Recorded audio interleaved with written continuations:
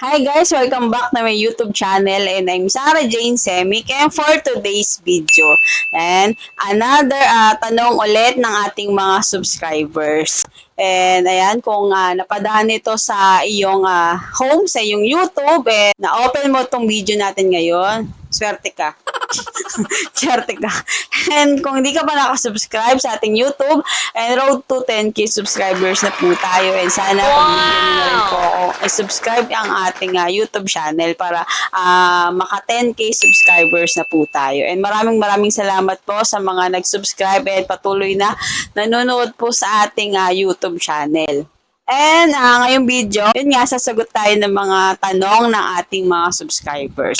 So, kung gusto mo ng ganitong topic and interesado ka sa mga ganitong content, keep on watching. Huwag kalimutang mag-like and subscribe and click mo yung bell para updated ka na nga sa mga bago nating tutorial. At simulan natin agad pagkatapos ng aking intro.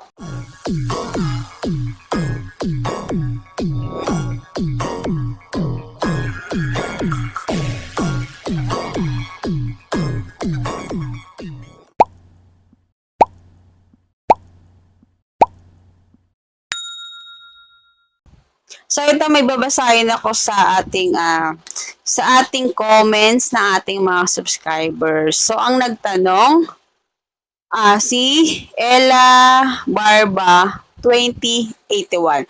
So dito siya nag-comment sa may kita na ba tayo sa Reels kahit hindi pa monetize. Lagay ko sa description yung video na kung saan siya nag-comment. Ayan. So ang tanong niya, hindi pa po ako monetize pero may nag-trending akong video. May kikitain po ba ako doon sa video na yon kapag na-monetize na po ako? Bago natin sagutin yan, i-like mo tong video na to and subscribe mo kung hindi ka pa nakaka-subscribe. Hindi pa siya monetize pero may nag-trending sa kanyang mga video. So, ito yung mixing paliwanag dyan.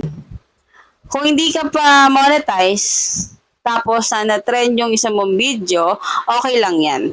Pero, wala po yun kita kasi nga, hindi ka pa monetize. Pero ang advantage po niyan, mas makikilala yung iyong profile, yung account. Kasi nga, na-trending ka. So, mas maraming manonood sa'yo, yung analytics mo is maganda.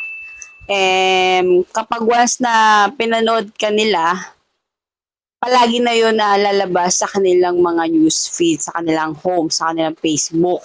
Kasi nga, napanood ka nila. Kahit na once ka lang nila napanood, dadaan pa rin ito sa kanilang mga newsfeed. Yun yung kagandahan nun kapag may na-trending kang video. Pero hindi ka pa kikita doon kasi nga hindi ka pa monetize. And nag-trending ka. And sunod-sunod yung na-trending mong video. So, may requirements tayo, di ba, for monetization. Katulad sa ads on Reels, ang ads on Reels kasi for invitation siya ni Facebook. So, hindi natin alam kung kailan tayo ma-invite ni Facebook for monetize. Pero yung in-stream ads is may requirement siya. Kailangan mong makagain ng 5k followers and 60,000 views demand video. So, yun ang dapat mong i-gain. And advantage ito, syempre, na trending ka. So, maraming views yung magigain mo nun.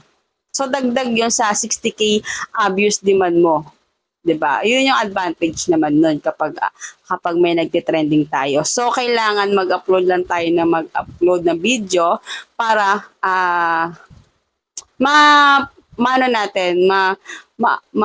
matapos natin yung mga requirements for monetizations katulad ng in-stream ads. Kasi ang ads on Reels kasi, once na nagkaroon ka na ng in-stream ads, dire-diretso na yun magkakaroon ka na rin ng ads on Reels.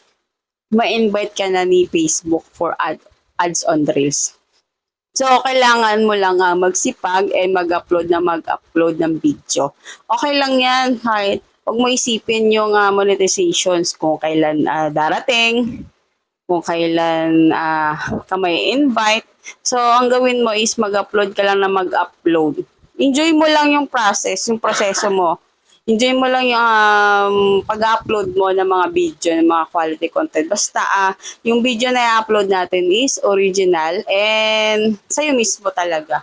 And sumunod tayo sa mga community guidelines ni Facebook para yung ating account is malinis. And kapag mag-apply ka na for monetizations, so madali ka lang ma-approve kasi nga malinis yung iyong account. Nakatulong itong ating video ngayon and malinaw yung aking pag-explain, and kung may iba pa kayong other ideas about dito sa ating tinapik ngayon, mag-comment ka lang sa baba, and kung may iba ka pang tanong din, mag-comment ka lang sa baba, and pwede natin gawa natin ng tutorial yan kung mababasa ko ay mapipili ko yung kinoment. So maraming salamat, and sa mga kakilala mo na yung galito na may kakilala kang ganyan, na may nag-trending, hindi pa sila monetize, so pwede mo rin ito i-share sa kanila. And that's all for today's video. Utang mag-like and subscribe and click mo yung bell para updated ka na nga sa mga bago nating tutorial. And see you next video.